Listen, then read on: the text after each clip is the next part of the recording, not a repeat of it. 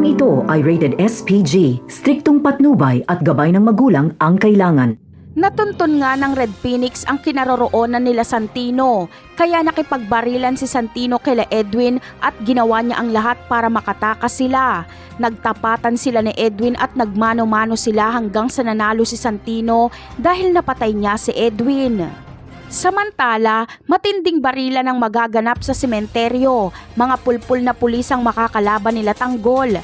Palpak ang pagpaslang nila Colonel Romero kay Fatima dahil maililigtas nila Tanggol si Fatima. Kaya manggagalaitin na naman dito ang mga gerero. Malaking tinik si Fatima sa kanila dahil si Fatima ang titistigo sa ginawa ni Miguelito kay David. Sa ibang eksena naman ay magkakagulo nga ang pamilya Guerrero dahil sa pagpasok sa kanilang buhay ni Marites. Walang magagawa si Roberto at Miguelito dahil sa ayaw at sa gusto nila ay kapatid nila si Marites.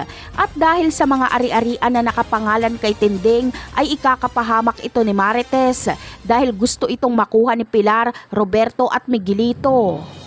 Ang gusto ni Roberto ay sa kanya mapunta ang mga ari-arian na ito dahil ang kanyang nanay na si Pilar ang legal na asawa ni Gustavo. At para naman kay Miguelito ay hindi pwedeng mapunta kay Marites sa mga ari-arian dahil kung ganon ay si Tanggol ang magiging tagapagmana ni Marites.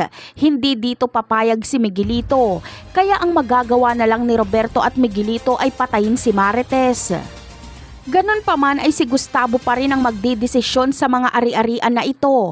Kung si Marites lang ang masusunod ay ayaw niya sa mga ari-arian na ito dahil nagmimitsa lang ito ng gulo.